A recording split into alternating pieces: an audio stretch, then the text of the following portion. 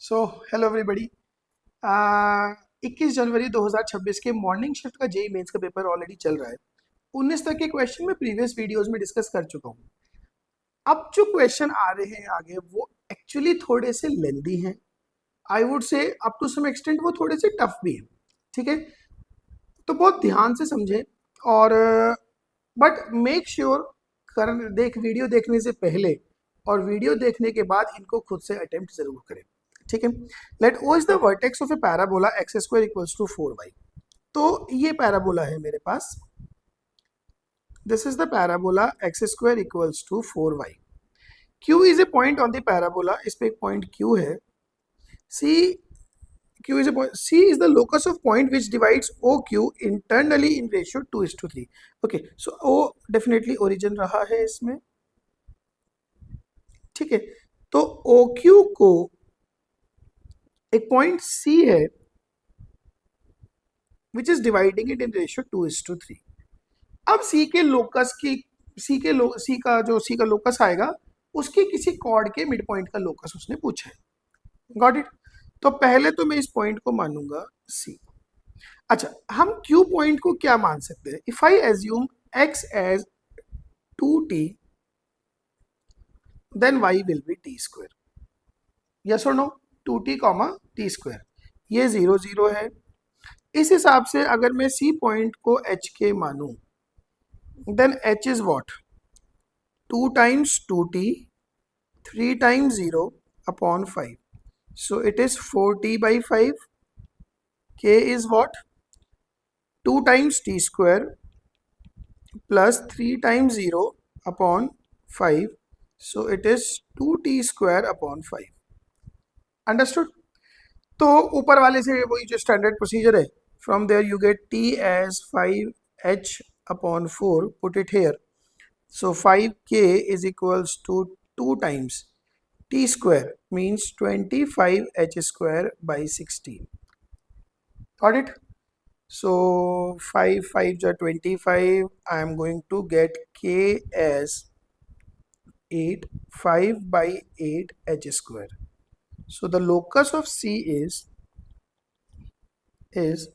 x square, even I should say 5x square is equals to 8y. Locus of C is what?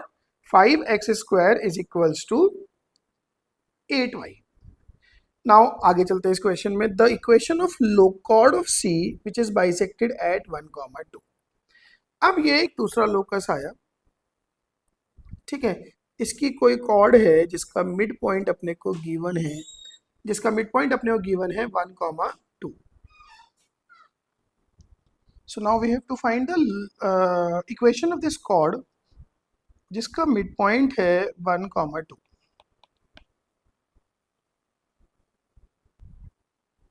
1,2। Now chord with the given middle point के बारे में हमें सबको पता है that equation is t equals to s1। So for 5x square is equals to 8y, chord with the given middle point t क्या लिखा जाएगा? एक्स स्क्वायर को रिप्लेस करते हैं x1, तो 5 times 1 into X minus 8 times y को हम replace करते हैं y plus Y one by two, so y plus 2 upon 2 is equals to s1 क्या है? पॉइंट को उठा के पैराबोला में डाल दिया, so it is 5 minus 8 to the 16. Got it? So it is 5x minus 4y minus 4 to the 8 is equals to minus 11. So it is 5x minus 4y plus 3 equals to 0. तो ये आपकी chord with the given middle point की equation आ गई है। Understood? So that is 5x minus 4y plus 3 equals to 0. This is it. Okay, चलिए next question पे चलते हैं। The next question is this, let f from r to r be a twice differential function such that the quadratic equation is fx into M square minus 2f' into M plus f" equals to 0। This quadratic equation in m has two equal roots for every x belongs to r। तो अगर इसके दो equal roots हैं that means इसका d 0 है। Now f0 दिया है, f' 0 दिया है, A B is the largest interval. Alright, तो देखो सिर्फ छोटी छोटी लैंग्वेज के प्रोसीजर पे ध्यान देना है। Got it. पहली बात तो एम में जो क्वाड्रेटिक है इसके दो इक्वल रूट है, मतलब इसका डी जीरो है, that means 4 times F dash X whole square is equals to B square is equal to 4ac, तो 4 a is fx, c is f double dash x. So 4 cancel, so f dash x square is equals to fx into f double dash x. Got it? अब हमें ये differential equation solve करना शुरू करते हैं। So f dash x upon fx is equals to f double dash x upon f dash x। इसको integrate करेंगे दोनों साइड और एक कांस्टेंट ऐड करेंगे। ठीक है, मैं कांस्टेंट को पहले ln c बोल देता हूँ। So this is ln of fx is equals to ln of f dash x plus ln c। तो यहाँ से ये इक्वेशन सॉल्व होके आ जाएगी fx is equals to c times f dash x। Got it? मुझे f of 0 1 f dash 0 2 दिया हुआ है, तो मैं इसमें x को 0 डालूंगा। So f of 0 is c times f dash 0। That means 1 is equals to 2c। So from there you get c as 1/2। अब c को 1/2 उस इक्वेशन में रखेंगे, किसमें, इसमें, और यहां रखने के बाद एक दूसरी डिफरेंशियल इक्वेशन आएगी। So fx is equals to half of f dash x। Now again f dash x upon fx is equals to 2। Again integrate, add a constant, मैं वापस से कांस्टेंट को c डाल देता हूं, चलो इस बार। So ln of fx is equals to 2x plus constant. Got it. फिर से x को 0 डालते हैं, तो ln of f of 0 is equals to 2x, मतलब 2 into 0 plus c। f of 0 is 1, so with that you get c as 0। Correct. Now f of 0 1, c की value 0 आ गई है, तो अपने पास fx आ गया, या I should say ln of fx is 2x, मतलब कि fx हो गया e to the power 2x। Now they are asking for a to b is the largest interval in which the function f of ln x minus x। All right, मैं एक function gx मान लेता हूँ f of ln x minus x, so e to the power 2 times ln x minus x। इसके increasing decreasing behaviour को देखना है, तो इसका डेरिवेटिव करेंगे। Got it. G dash X क्या आ जाएगा, e to the power 2 ln x minus X into 2 times 1 by X minus. इस फंक्शन के इंक्रीजिंग होने के लिए ये चीज पॉजिटिव होनी चाहिए। e to the power 2 ln x minus X तो ऑलरेडी पॉजिटिव है, that means 1 minus X upon x should be greater than 0। So x minus 1 upon x should be less than 0. So your x lies between 0 to 1। ये वो interval है।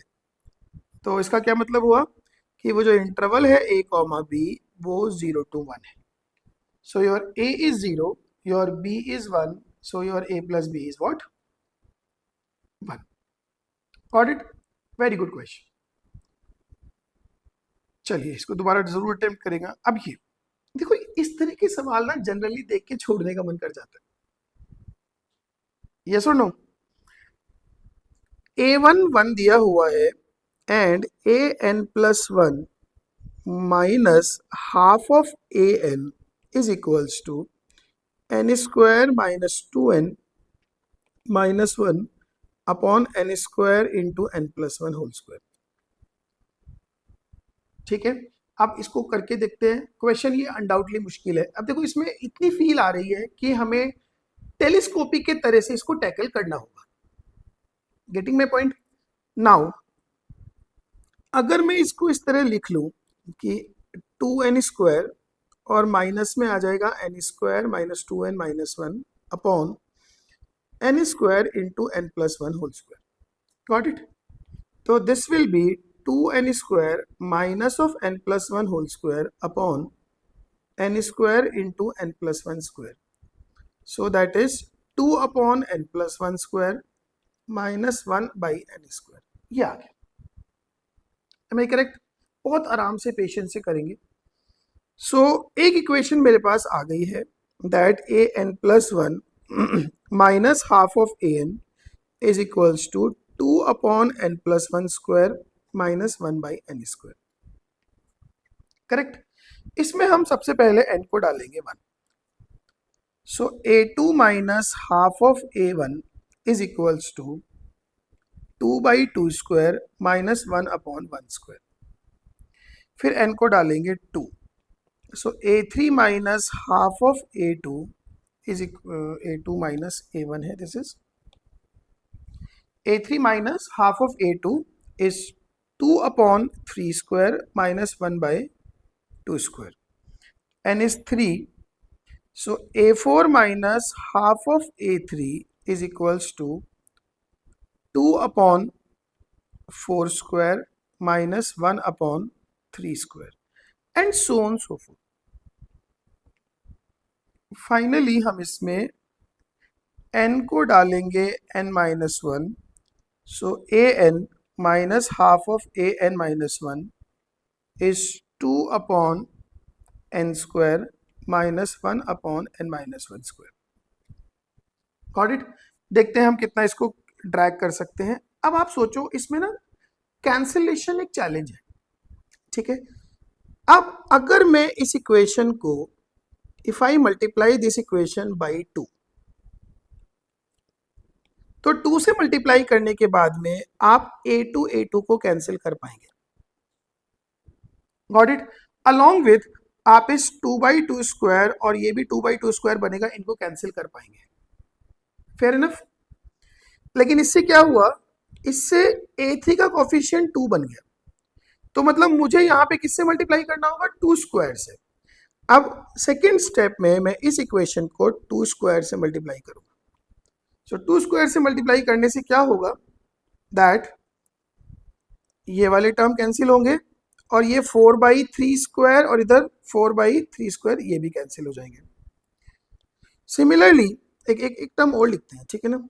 अगर suppose कीजिए मैंने यहाँ पे n को 4 डाला होता तो इक्वेशन बनती a5 minus half of a4 is equals to 2/5² minus 1/4²। Got it? Now इस इक्वेशन को मैं 2³ से मल्टीप्लाई करूंगा। किससे मल्टीप्लाई करूंगा, 2³ से।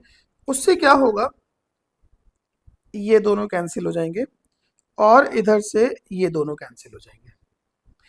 ऐसे करते करते इस वाली इक्वेशन को देखो, जब a4 है आप a2² से कर रहे हो, a5 है 2³ से कर रहे हो, तो इसको मैं 2n-2 से मल्टीप्लाई करूंगा, 2 कम, ठीक है। थोड़ा और प्रिसाइज लिख देता हूँ, n-2 से मल्टीप्लाई करूंगा। उससे क्या होगा, ये पिछले से कटेगा एंड ये भी अपने पिछले से कट जाएगा। तो इस सब के बाद गॉट इट। चलिए अगर आपको इक्वेशंस का पैटर्न समझ नहीं भी आ रहा है, मैं I will make them right once again. देखो first equation is a2 minus half of a1 is 2/2² minus 1/1². Then twice of a3 minus a2 is 4/3² minus 2/2². Then 4 times a4, or I should write 2² only, 2² times a4 minus 2 times a3 is this will be 2³ times 4/4² minus 2²/3². Then 2³ times a5 minus 2² times a4 is 2⁴/5² minus 2³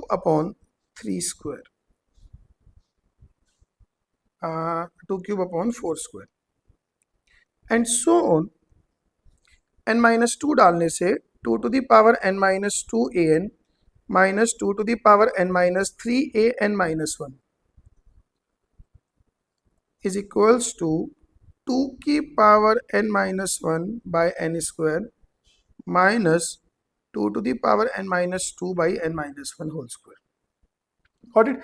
अब शायद मैं आपको ज़्यादा better way में दिखा पाऊँ। ये cancel, ये कैंसिल, ये कैंसिल, ये नेक्स्ट से कैंसिल, ये प्रीवियस से cancel. Here also, so here also this is cancelled, this cancel, cancel, cancel, and this will also cancel out. अब यहाँ पे जो जो बचा है, got it, this term is left, here this 1 by 1 square is left, and this is left, and this is also left. This is all we are left with, got it. So जो कुछ बचा उसको बाद अगर मैं लिखूँ 2 to the power n minus 2 an minus half of a1 is equals to 2 to the power n minus 1 by n square minus 1. Now a1 is given to you as 1. Got it? So 2 to the power n minus 2 an minus half is 2 to the power n minus 1 by n square minus 1. So this is 2 to the power n minus 2 an is 2 to the power n minus 1 by n square minus 1 by 2. Correct. इसको हम 2 to the power n minus 2 से अगर divide कर दें तो an is equals to 2 by n square minus 1 upon 2 to the power n minus 2. They are asking for an minus 2 by n square. So an minus 2 by n square is equals to minus 1 upon 2 to the power n minus 1. Mod of this is mod of this, and this is 1 upon 2 to the power n minus 1. Correct? Now what they are asking for, sigma of this overall n from 1 to infinite. So here I am going to do it. Sigma n from 1 to infinite 1 upon 2 to the power n minus 1. So 1 plus 1 by 2 plus 1 by 2 square, got it, 1 by 2 1 by 2 square plus 1 by 2 cube and so on this infinite GP. So it is a upon 1 minus r. So your answer is 2. This is the answer. Understood? तो ये tough question है, ठीक है। इसको paper में तो I am sure कि बहुत कम बच्चे करके आए होंगे, ठीक है। बट यस, आज अगर ये हमारे सामने है तो इसको सीखना और समझना मैंडेटरी है। ऑल राइट, चलिए दिस विल बी ऑल। और यहाँ पे हमने काफ़ी अच्छे अच्छे क्वेश्चन डिस्कस किए हैं। ये वाला तो बहुत ही बढ़िया क्वेश्चन है, ये सिंपल लेंथी क्वेश्चन है। मैं कहूँगा तीनों के तीनों क्वेश्चन ही ऐसे हैं, एक से दूसरी चीज़ निकालो, दूसरी से तीसरी चीज़ निकालो, ठीक है। बट यस, सीखने हैं और करने तो है। फाइन, चलिए अगली वीडियो में इसके रिमेनिंग 3 क्वेश्चंस को डिस्कस करके इस चैप्टर को, इस पेपर को ख़त्म करेंगे। All right, thank you so much.